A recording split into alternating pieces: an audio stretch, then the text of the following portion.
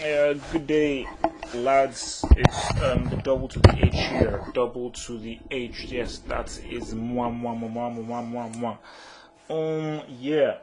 Well, I think a lot of people have been asking me, you talk a lot double H, but how come we not heard of your review of Legacy? Obviously people know about the film Legacy, blah blah blah.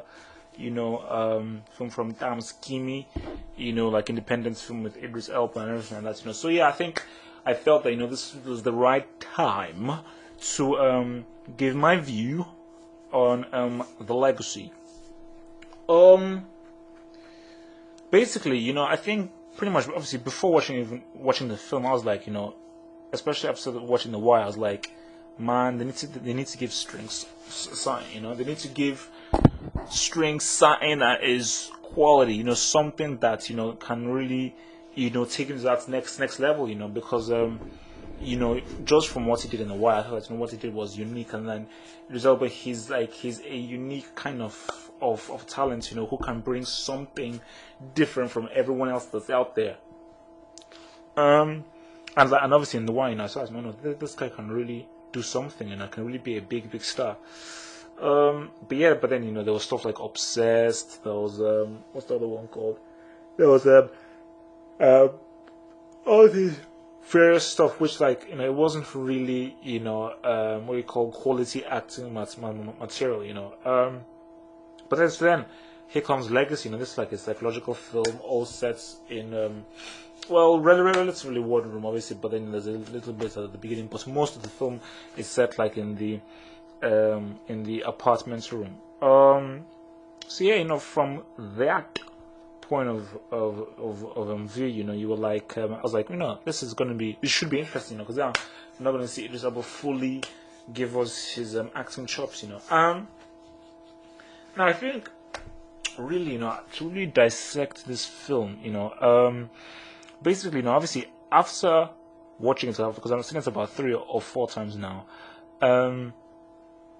I think obviously, you see, it's a film. Okay, the basic plot is, you have a guy who was a soldier, like a black ops soldier, and something happens to his team, and then he then goes up into this whole motel, and obviously he has post-traumatic disorder, which many soldiers have, a la Rambo and Jacob's Ladder.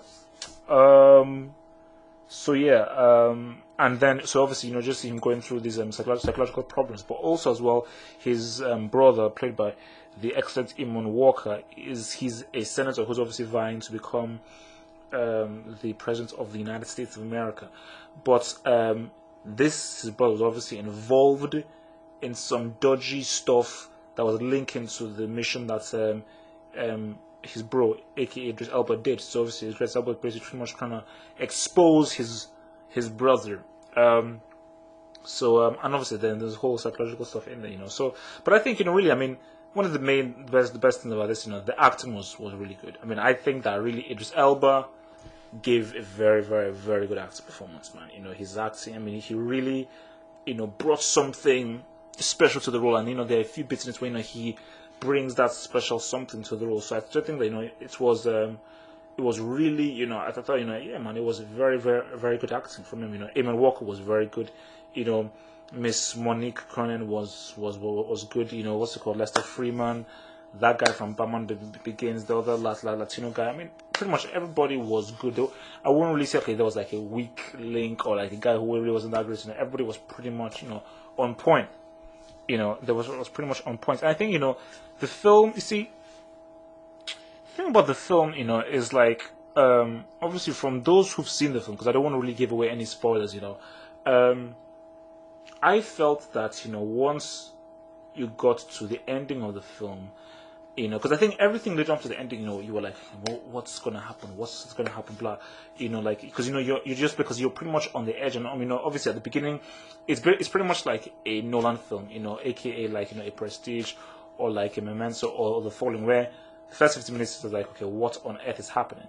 But then as it slowly goes through, the stuff starts to make sense, and stuff starts to fit into place, and you then remember that okay, that was what that scene near the beginning meant, okay, that's what I missed. And when you watch it the second, third, fourth, and then you start to get new things. So it's like a Nolan kind of film in that sense.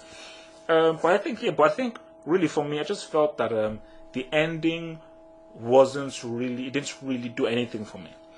And I thought that, obviously film like this, you really need to find some sort of like a strong ending. And I think that maybe the ending also goes to the fact that, it is a very interesting psychological film, investigating these people with this post-traumatic stress.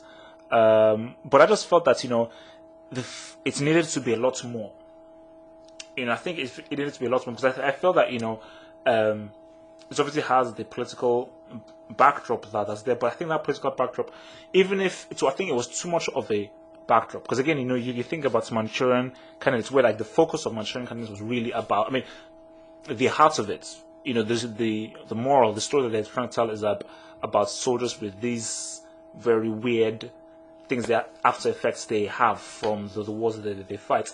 But even though that was obviously the main message of the film, there was still a lot of detail about what happened when they were when they were in that battle zone, and you go into a lot of detail into the technicalities of what happened in that war zone. But I felt that like in this film, in Legacy, I did not have enough detail about what happened within the whole war thing. That a lot more focus was just put on the whole psychological aspect. But I thought that there needed to be much more of a story and much more of a progression about what really happened, what were the connections, what were the different complexities and stuff that happened between Eamon Walker, the senator, and what he did to Idris Elba, his bro.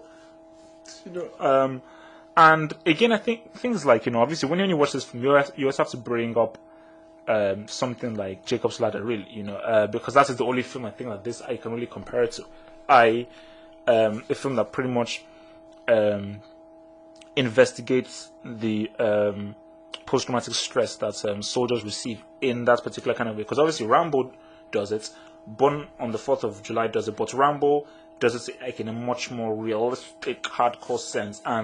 But Jacob's Ladder is like, and obviously Legacy, it's much more on a psychological, mental level. So maybe it's a bit more ambiguous, But again, it's like I feel, when you're making these kinds of films, I feel that obviously, visuals are important. And I think that obviously, like the aim obviously for this film was that it was all very real, and it didn't want to sort of like be like the other films. It didn't want to have the whole crazy weird imagery. But I feel personally that when watching a film of this genre, again, for me, like, okay, people have insulted me for it, blah, blah, blah, double H, blah, blah.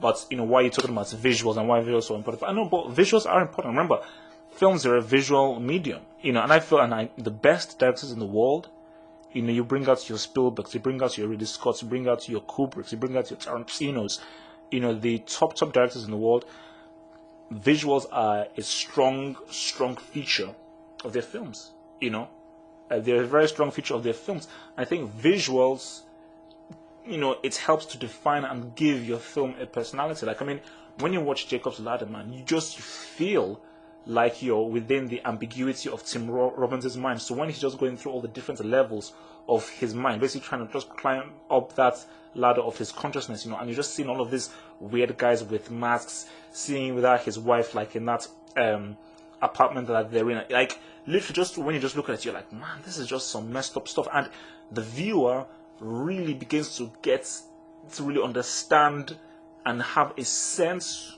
about how weird these things are. Again, another interesting thing, what's it called, the film, I think is Tarsem Singh, I believe, a guy that Prodigy was raised about, what's it called, The Cell.